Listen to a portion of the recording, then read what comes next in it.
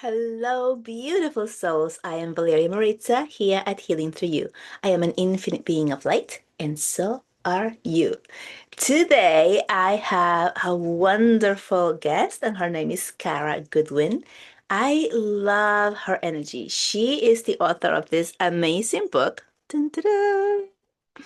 Your Authentic Awakening, which is essential for anyone who's going through their own spiritual awakening, who has been feeling any type of extra sensory that was not there before, because this book really does go through all of the little things that we go through that we may not have it's all in it, it's all in it together. So from the definitions of what the spiritual world community is speaking about, of different vocabulary words that like I didn't even have when I first started, and I have accumulated this language this um throughout the years of studying and digging deeper into the rabbit hole. So all of those terms are in here, and a lot of the things seem so similar to what all of us go through when we're going through our spiritual awakening.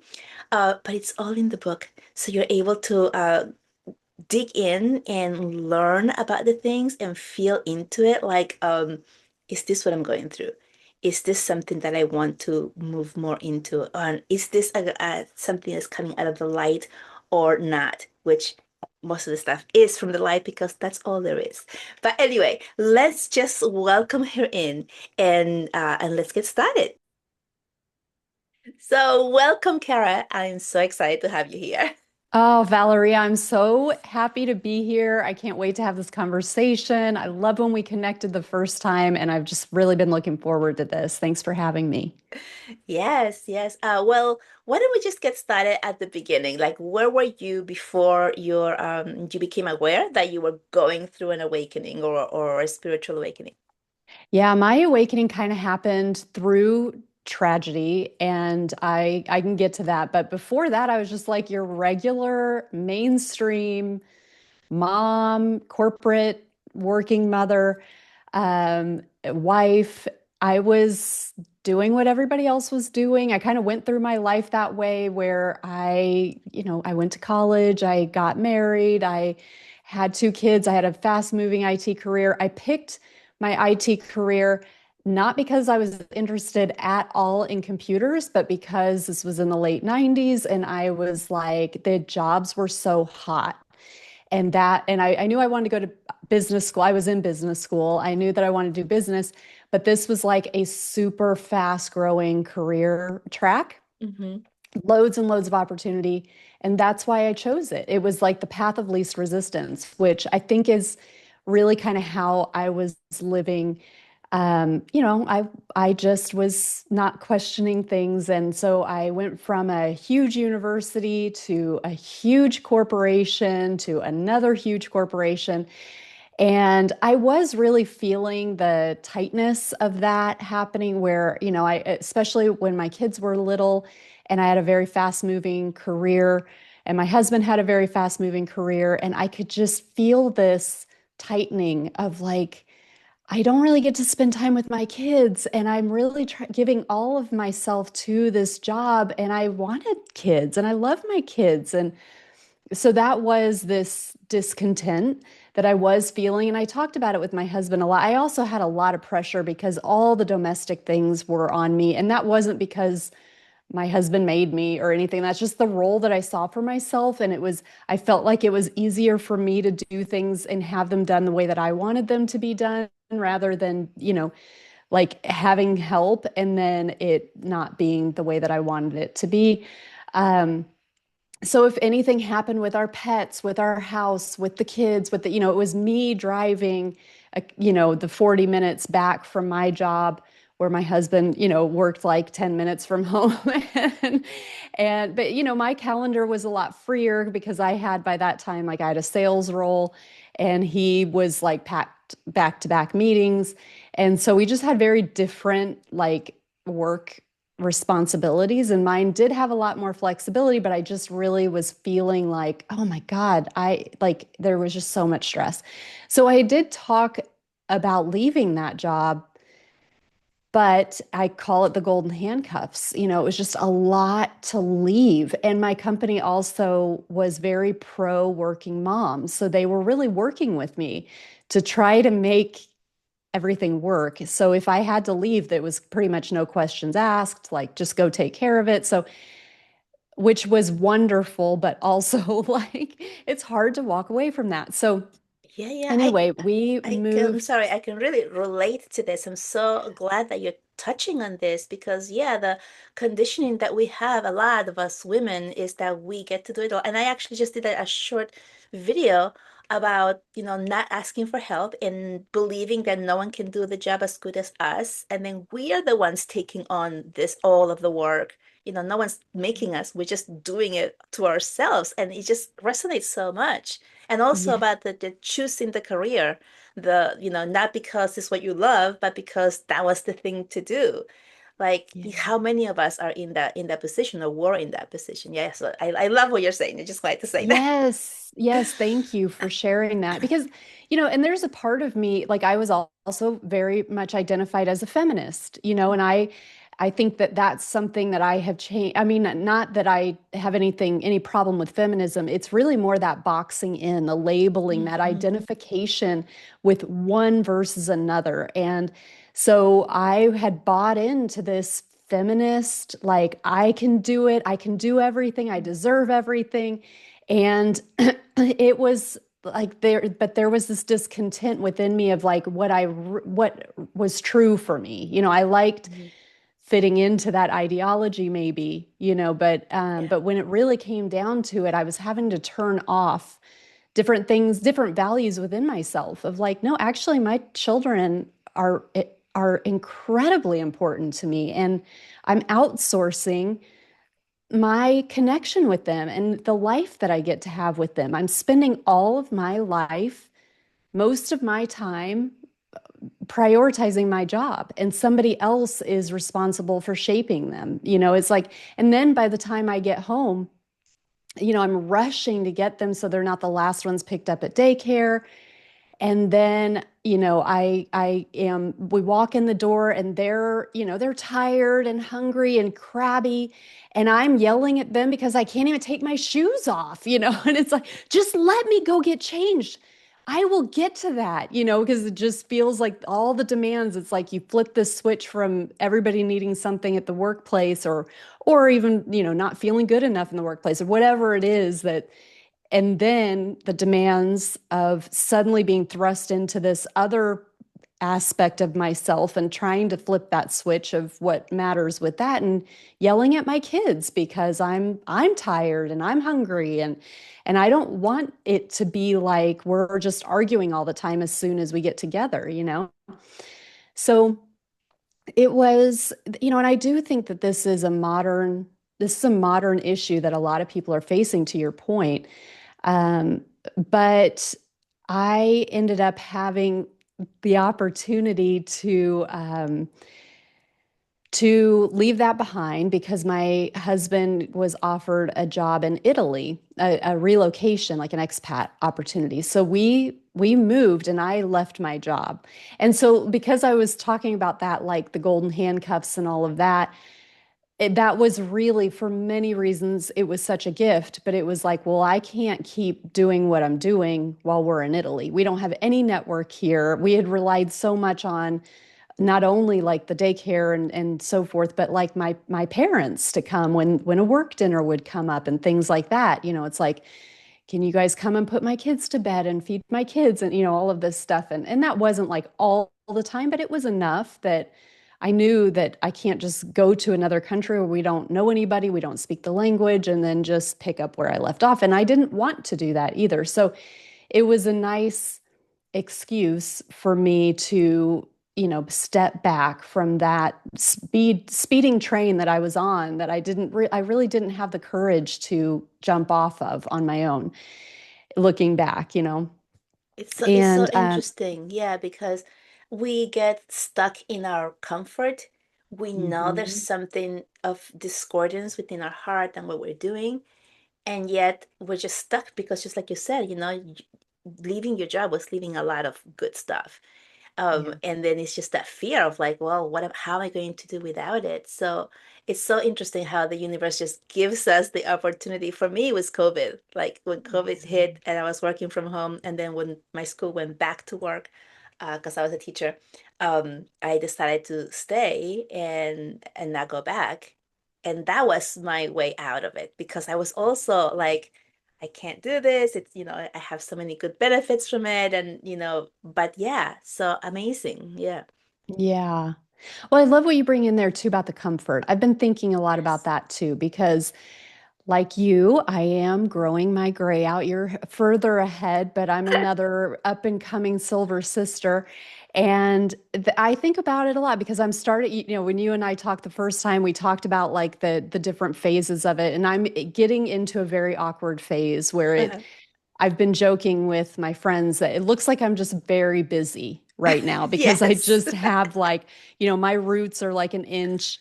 And so usually I would definitely be have them covered by now, or I would be even like if I couldn't get them done, I'd have them covered with some color. And I haven't been wanting to do, like a stick or a powder. Hmm. And I haven't been wanting to do that. I want to go and embrace this, but it's also starting to get into that. Like you've got this great length right now where, it's like you've definitely made a choice and you've got this great two-tone thing going on. And I just have roots. And so I Yeah. keep saying, like, it looks like I'm very busy. I am not It's too it's busy to get my hair done. It's definitely a process. However, I feel that even when I was at your stage, I mean, the stage that you're at, I feel is like the most difficult because it does feel like I don't have time to do it, or I'm letting myself go, which is what society tells you, right? Was my husband telling me, but but really, it's kind of like how you see yourself Hmm. and how you start to play with your hair, doing different hairdos to like enhance that part or cover that part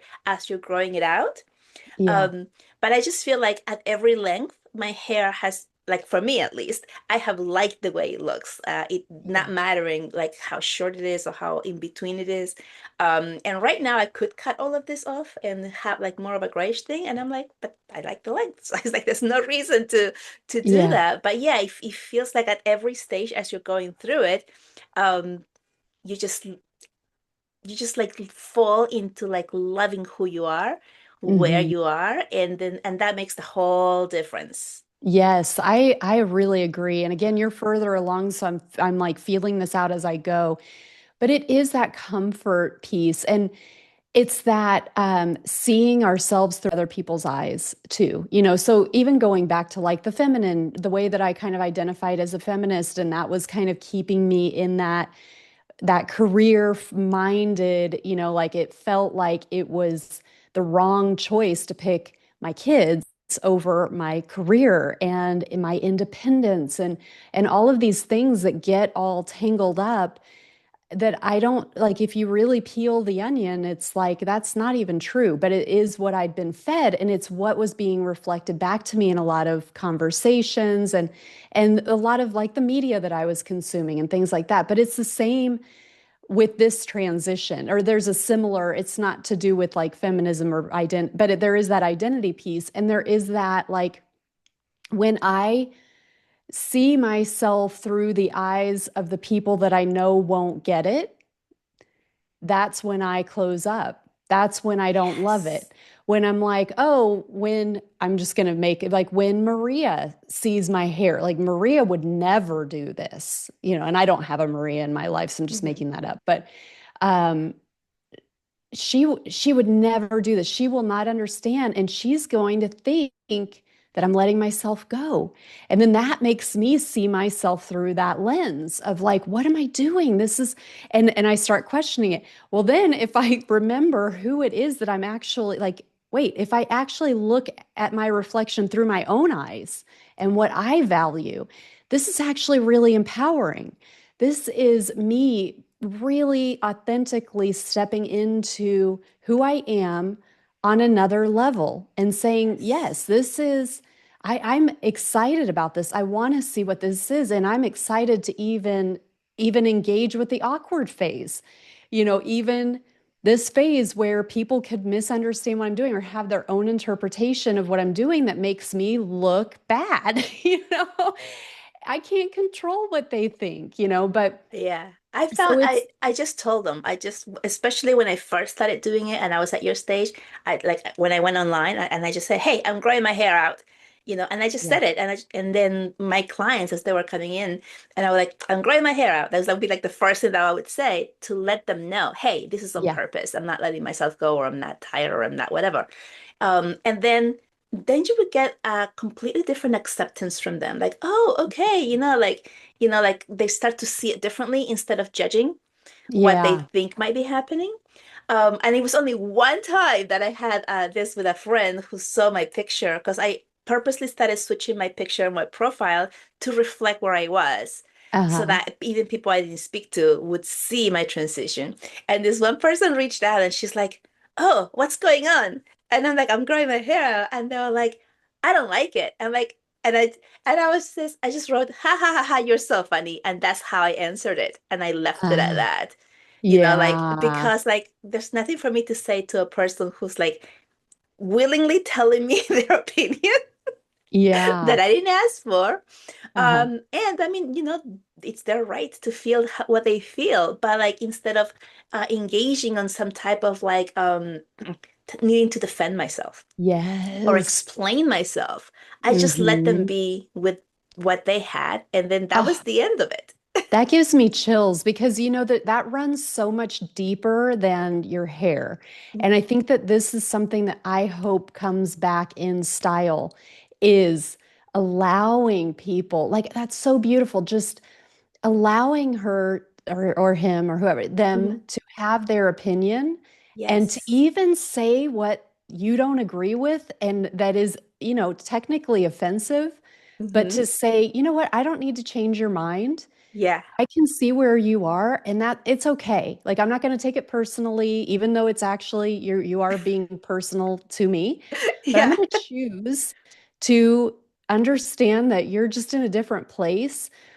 We need this and we need to allow this to happen throughout our lives in every corner of our lives where, we stop taking so much offense from people being at different levels and having different Yes. opinions and different values, seeing that that really doesn't have anything to do with us and choosing to just let go and say, like, I'm not going to add to this. I'm not going to point fingers at them. I'm not going to feel that I need to defend myself or, whatever it might be. But Or we've make them just, wrong for having an opinion and sharing it, yes. right?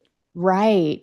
I saw this funny reel the other day that was talking about like the freedom of speech and that they were like, yeah, I believe in freedom of speech as long as they agree with me, and otherwise we need to censor it, and I think that, and he was being funny, so Hmm. it wasn't a real thing, but I really want to think about that for myself and encourage everybody else to think about that. Like, how do we feel because we don't want to be censored, but how Hmm. do we feel when we hear somebody else spreading things that we think are untrue? It's like we want to put a stop to it. That's kind of the natural way that we seem to want to engage. And it is that challenging ourselves and pushing ourselves to say freedom of speech, even if I don't agree, even if I feel defensive, I still respect and honor the right for you to have your own evolution, for you to have discussion. I think this is how we grow. I know that my beliefs and values have changed a lot since my awakening. Hmm. Like I've talked about how I used to prize feminism. I don't see it the same way now. And that is because I have allowed myself to entertain other thoughts and to really feel into the authenticity of who I am. And in order to get to that point, I've needed to allow other voices to come in and to Yes. challenge my thoughts. And that's how I've grown. And I think that we all want to grow. If you're listening to this podcast, if you're listening to content like this, you are on a journey of growth and you want to grow. So it is like challenging ourselves to say, like, there are other voices out there, and I might not agree with them. They might be in direct opposition to what I am in, but can I just hold that neutrality? Can I hold the space? Can I honor their Yes. right to be able to share their opinion, to be where they are in their own evolution, which may not be quote unquote further along than where we are? Um, and I don't mean that in like a superior way, but everybody is evolving and expanding our consciousness and raising our vibrational frequency. People, this world is diverse, and we come across people at all different levels and layers. And so it's not a right or wrong, it's by design. But we're not meant to have reflections, exact replications of our beliefs and our thoughts and our opinions everywhere we look. That's not what happens here on earth, and that's by design. That's so that we can grow at the soul level. So in addition to just wanting to have that freedom and value that freedom, that liberation of being able to have our own thoughts and our own opinions and to cultivate those and let them change, that is a right that we have, and we want to be very careful about censoring our neighbors, our friends, our family, because they're saying something that isn't aligning with us and isn't reflecting back to us where we are at the moment. Because again, we may change, we may have new Hmm. thoughts about a particular topic next week.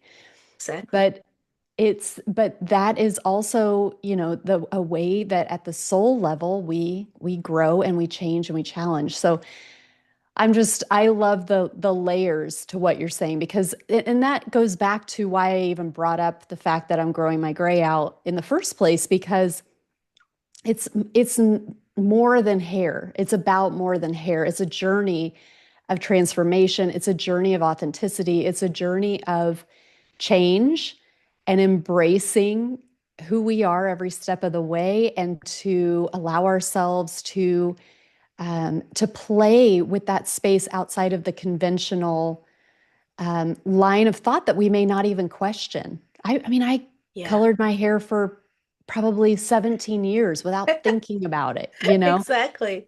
And so it's allowing myself to think in a new way and to express myself in a new way and to try that on and see, like, how does it feel to unwrap this gift that I've been covering, been keeping covered for all these years? And All um, right.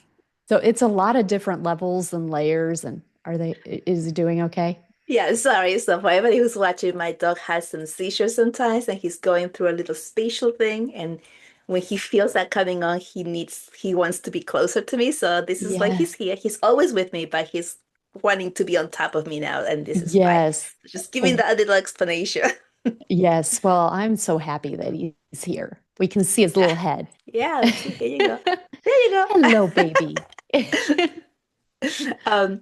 Yes. So one of the things that I always tell people when they start talking about the hair thing is that everybody has a different journey, and it's not for everybody. And I always say that it's not for everybody, and it's not for everybody at the same time. Like Mhm. I play with, allowing my hair to grow gray for about at least 3 years, where I was like, oh, maybe I'll do it. I know I want to do it. No, and I just had to get to the part where I was like, I'm just doing it because I'm done, and I just want to do it, and none of the other narratives that were going in the back of my mind matter anymore. But I had to get there on my own. And I mean, nobody was telling me to do it or pushing me to do it. It was my own journey. But that's the thing. So when people are like, "Oh, I like your hair. I could never do that." And I always say, "Don't worry about it. It's not for everybody. It's not for everybody now. Maybe it will be for you in 10 years. But Mhm. don't worry about it. Like, this is me. This is for me, for my journey."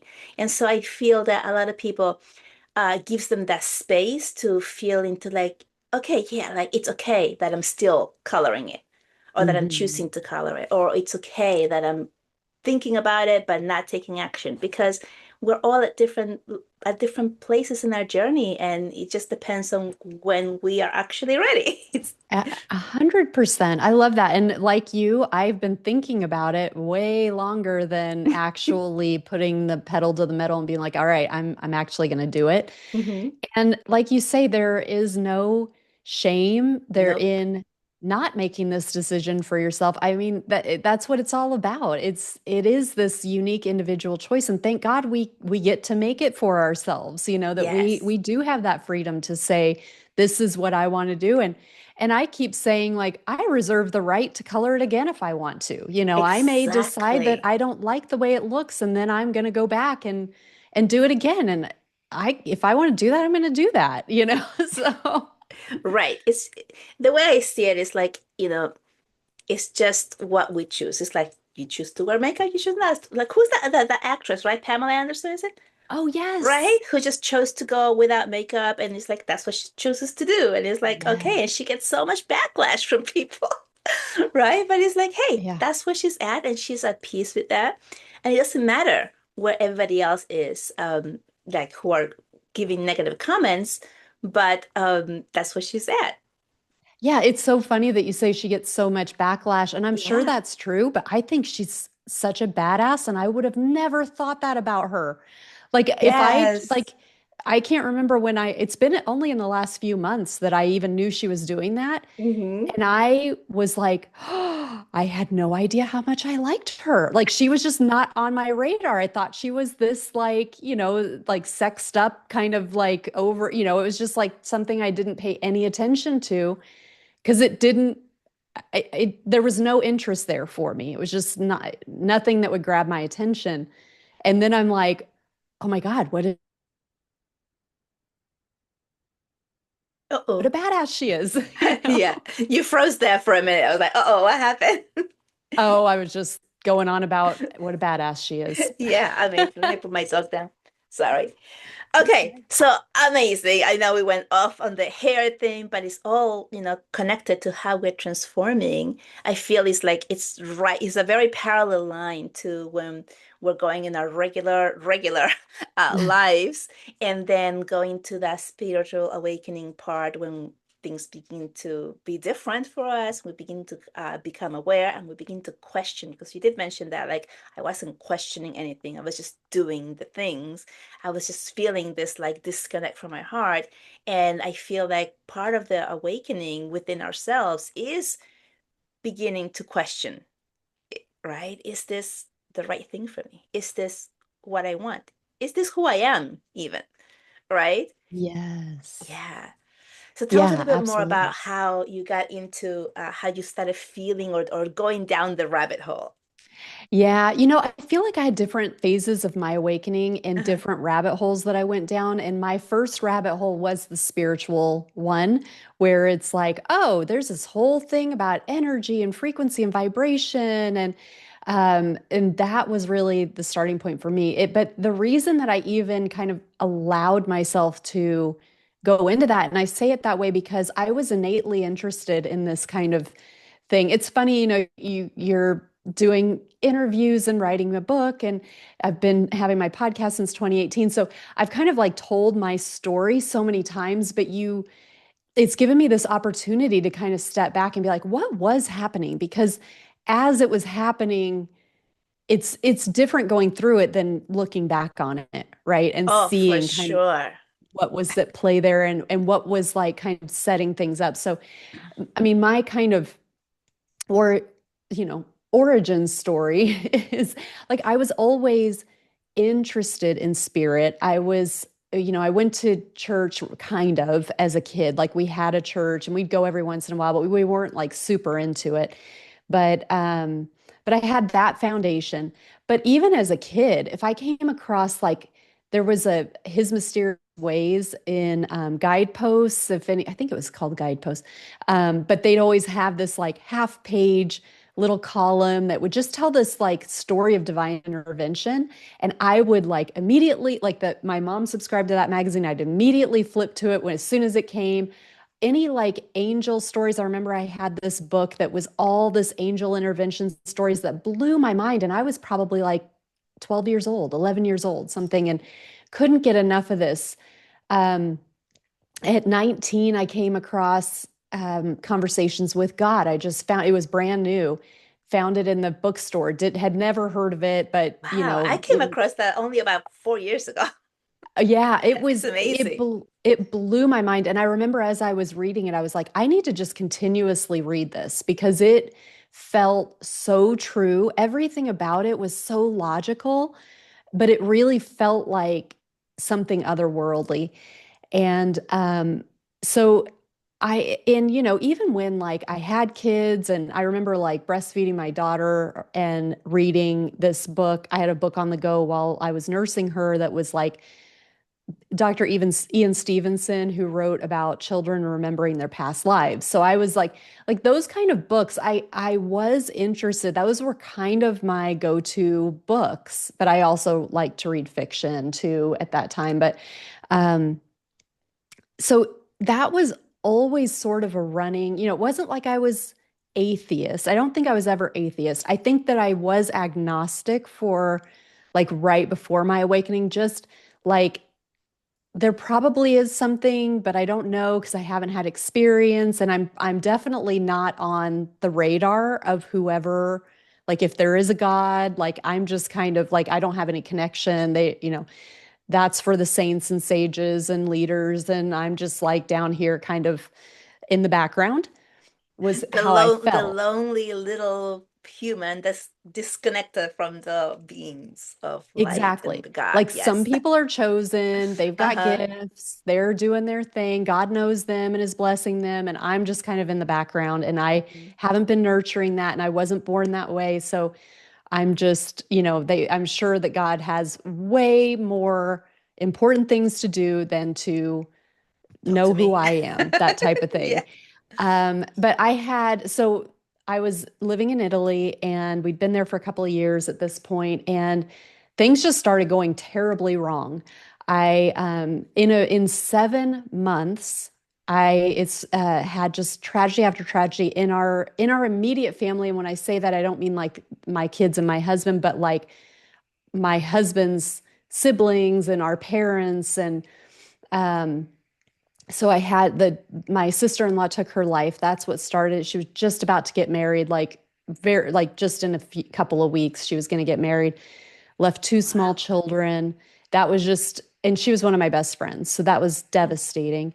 Um, our dog died. My stepdad ended up having surgery on his brain stem, so he was deteriorating rapidly, and luckily that helped him a lot. But we were kind of like, that's risky surgery. Hopefully that's gonna all go okay. My mother-in-law was hit by a motorbike when she was crossing the street. So she was on foot and got hit by a motorbike and then was in the hospital for a long time with that.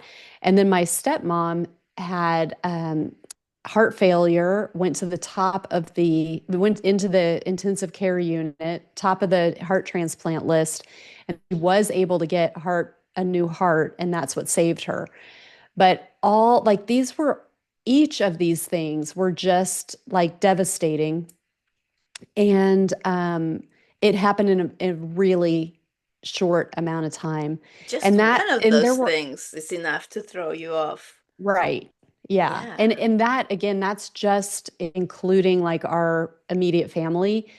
In the meantime, we had one of our close friends who had my husband's like college friends who was a groomsman in our wedding. He was undergoing just all of these medical changes. Ended up, he had a brain tumor and he passed away the next year.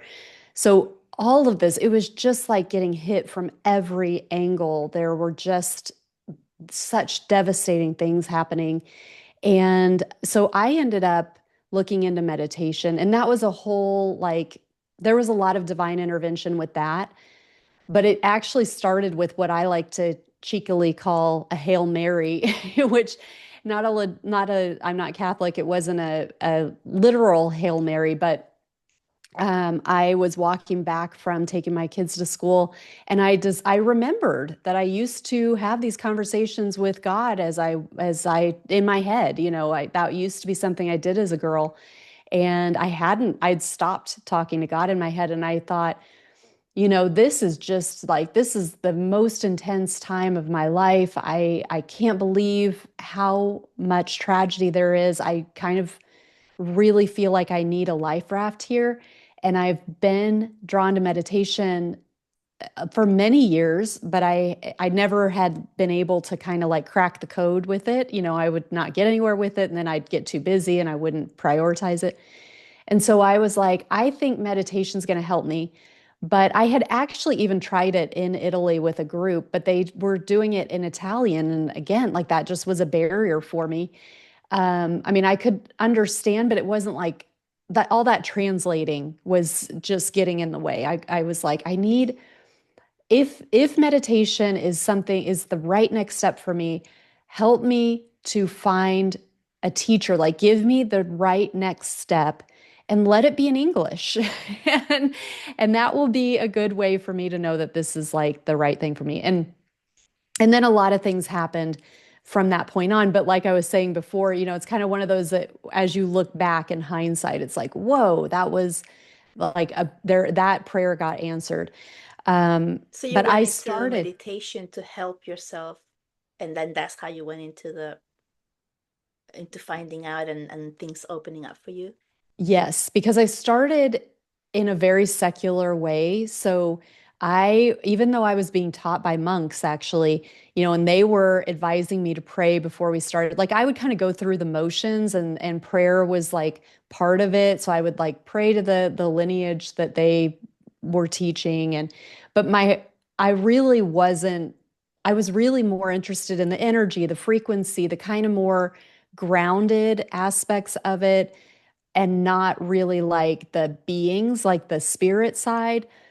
And that was my approach for a while. And then I started having my own experiences in meditation where I was feeling kind of like supernatural things, where, like just feeling like seeing inside my mind's eye different things happening. Like the first thing, it maybe sounds kind of simple, but it was so moving where this light, it was like light just started coming from my crown and moving down my body, and it was warm and it just kept coming and coming and coming. And before I knew it, like everything that I could quote unquote see inside myself was this light. And it was like this golden light. It was kind of like it felt like sunlight, but instead of like shining, on you, it was inside. And It's that was going through so, you. yes. And my eyes were closed, but I'm seeing this light and I'm feeling this light. And that was so moving to me that it really felt like something beyond the physical. And I had another experience at that similar sort of time where I just started seeing this spiraling. It looked like a spiraling, rotating galaxy inside my mind. Again, eyes closed.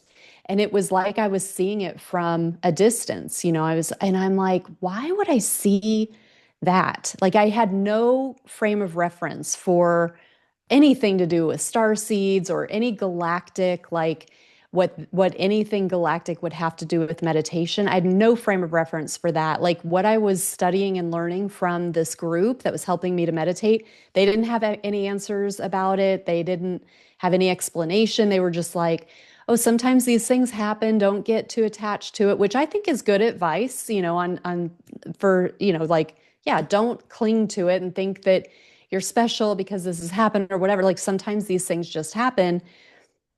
But so I put that on a shelf and kind of forgot about it more or less. And now, several years into my journey where I do feel galactic connection, I do feel that I'm a star seed.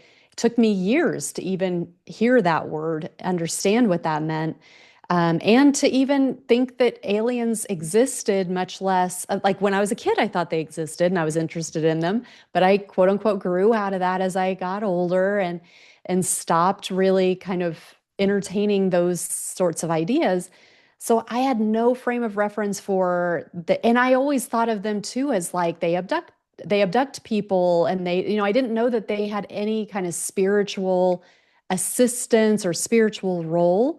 So I had no reason to think that there was like that was a legitimate thing to see Hmm. in my mind's eye. But anyway, so it was through those types of things that I then it started cultivating and exploring the spirit side more. And then, fast forward through my journey, and that is why I continue to meditate. That is what I encourage people to do. That's why I have my podcast to try to help people to connect from a spiritual side, from to get that spiritual connection, to get that spiritual perspective to assist, because I think it's so crucial for us to nurture that spiritual being that we are. Amazing. Yeah.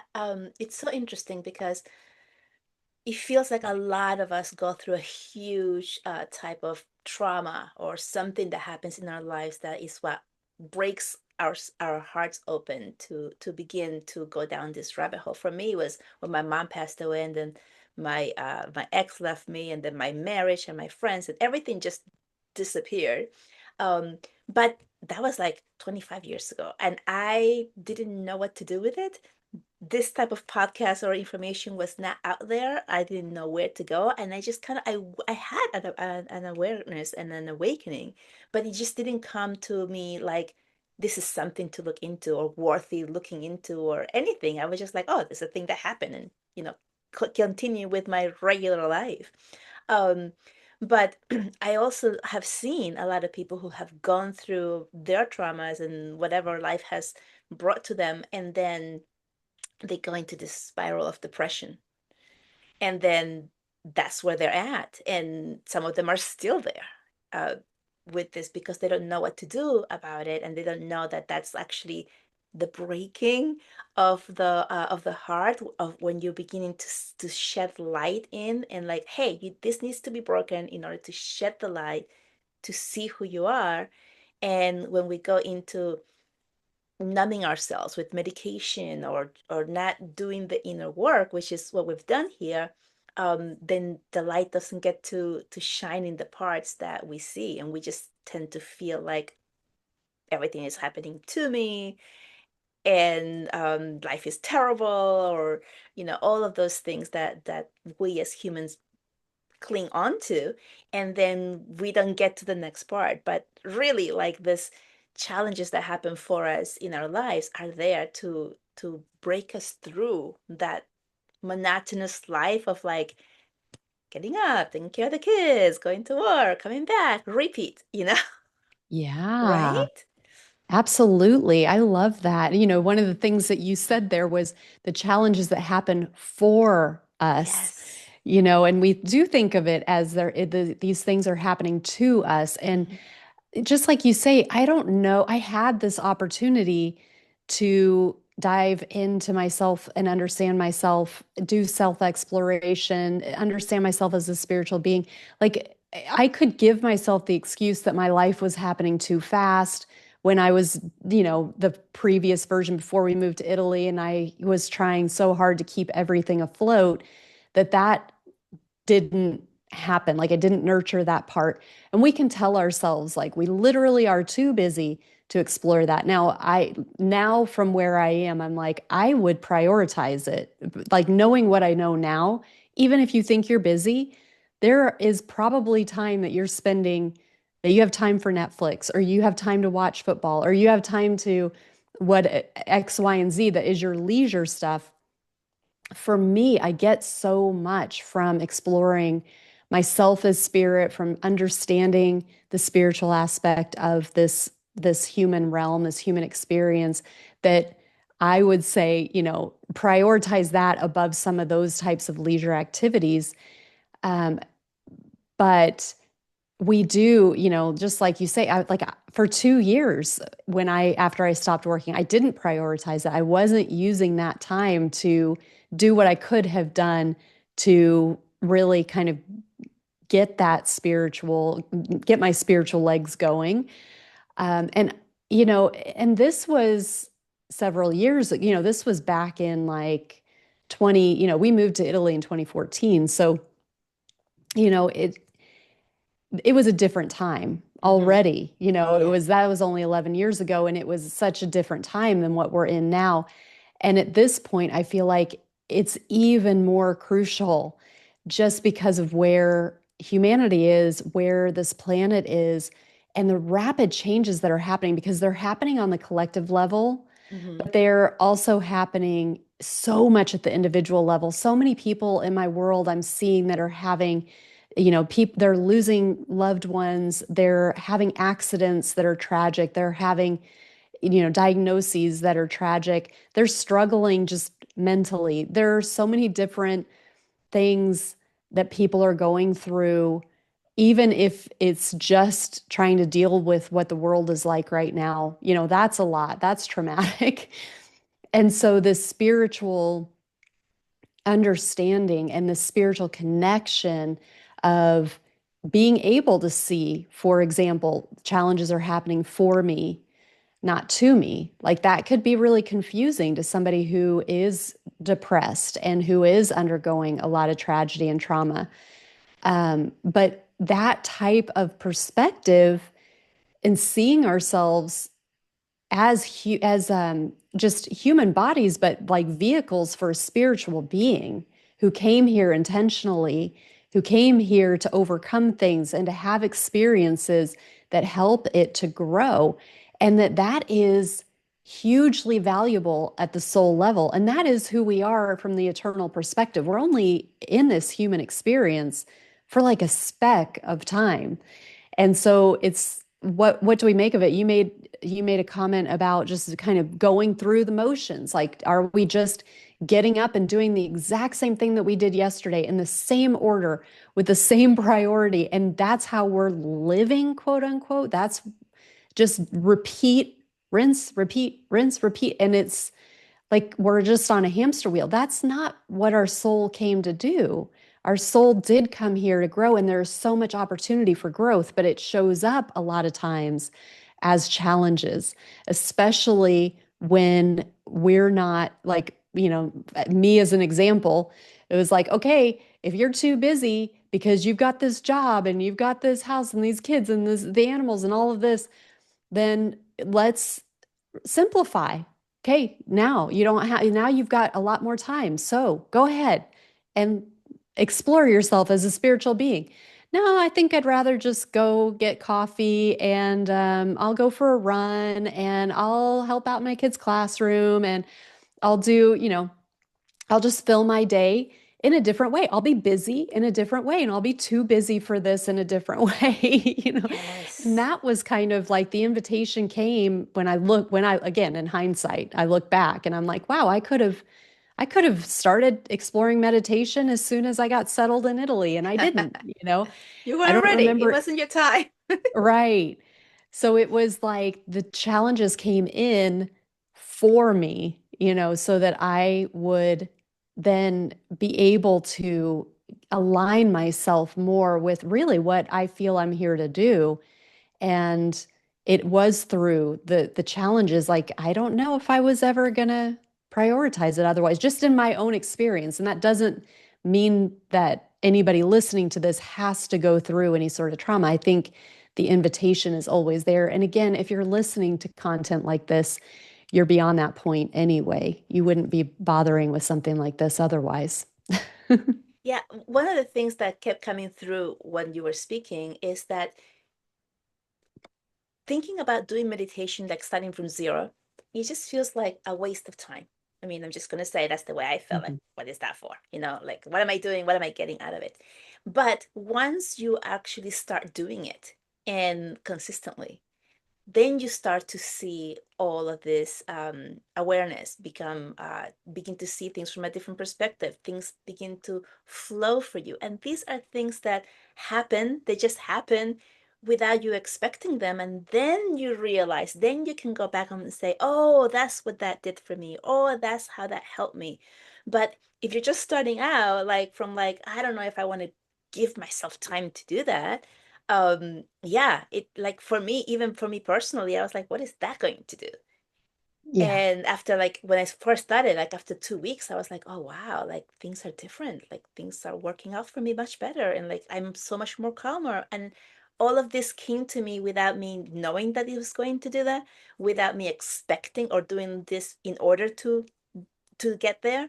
Um, it just happened, but it's because we are giving ourselves the time to quiet the noise and be with ourselves, and for maybe for the first time since we were little, to listen to ourselves and to see who it is that we are. Yes, I Yeah. love that. That's so beautiful. And I love what you talk about too, the cumulative effect, because if you contrast that with what I was talking about earlier, where I said, I would get inspired to try meditation. I wouldn't really, quote unquote, know what I was doing, and then nothing would happen. I'm using air quotes if you're just listening to this. I would give up on it because I tried it like 2 days in a row and nothing really happened. And my mind just wandered. And for one thing, I really benefited so much once I actually learned a method. I got a teacher. I was able to like get that method was really critical for me rather than just trying to sit down and not think, because that's what I Hmm. thought meditation was. And Yeah. that's an element of it, but it's really hard to Hmm. go from like a really active modern mind to like not thinking. And then you feel like you're not doing it or you can't do it. But starting small, just a little bit at a time, but doing it regularly and consistently. And that's really where you start to build up that momentum and really make the changes within you. And so that's what I want to highlight with the opportunity that we have with meditation. I love too that you're talking about releasing expectation, not going in like, I don't know what I expected when I decided that it wasn't worth my time. But I definitely did have expectations that something would happen and it would Hmm. happen quickly. It would happen right away. Maybe I'd become psychic right away, Right. and I Exactly. didn't. And so, it was like, well, I better load the dishwasher rather than doing this or whatever it Mm. might be. So is so wise, and definitely, think long term with it in terms of little bit by little bit, and we just keep Yes. building and building, and then sometimes I think frequently the changes are more obvious in hindsight than they are as they're unfolding. You may notice that you're calmer and that you're not as reactive and things like that, but like I've been saying throughout this whole thing, it's like a lot of times it's when I look back that I see the most change, where I'm like, Hmm. wow, I'm really different from how I used to be. But it's hard to notice Yes, that as it's happening. for sure. Well, Clara, I respectful of your time. I know you have to go soon, and but I feel like we only got like halfway through it, so we're gonna have to schedule another time and Let's continue the do it. conversation. Yes. Okay, great. Because I feel like we didn't touch on all the things that I wanted to ask you and all of that. But so tell us, where can people find you Yes, if they so want to get in touch I with you? I am on karagoodwin.com is my website. You can get my book, which is Your Authentic Awakening, a guide to everyday spiritual living. You can also get that on Amazon and Barnes and Noble and all the. Oh, look, there it is. She's holding it up if you're if you're It's a great book. It's a just great book. listening. Thank you. And yeah, so I highly encourage people who are on an awakening journey to engage with the book. I also have a podcast called Soul Elevation, and all my episodes are on soulelevationpodcast.com. I have a lot of free resources, guided meditations on my website, karagoodwin.com. I've got summits. I'm always hosting summits, um, and I have a Learn to Meditate course. So if you are inspired to try meditation, this is a self-guided 21-day kind of bit by bit, just keep adding different elements. And, by the end of 21 days, and well, way before the end of it, you'll be starting to get your meditation practice going. But yeah, so lots of resources to support you in your spiritual development and your meditation practice on karagoodwin.com. Amazing. And I will put all of that information down in the notes. So if you're driving or you have a place to like stop this, just look on the notes and you'll find all of Kara's information there to connect. So Thank you. amazing. Thank you so much for sharing and thank you for coming to my podcast. Thank you for having me. This has been such a beautiful discussion. I really appreciate it. Okay, and we'll definitely have another one. Yes. Okay, thank you so much. Bye bye. Bye.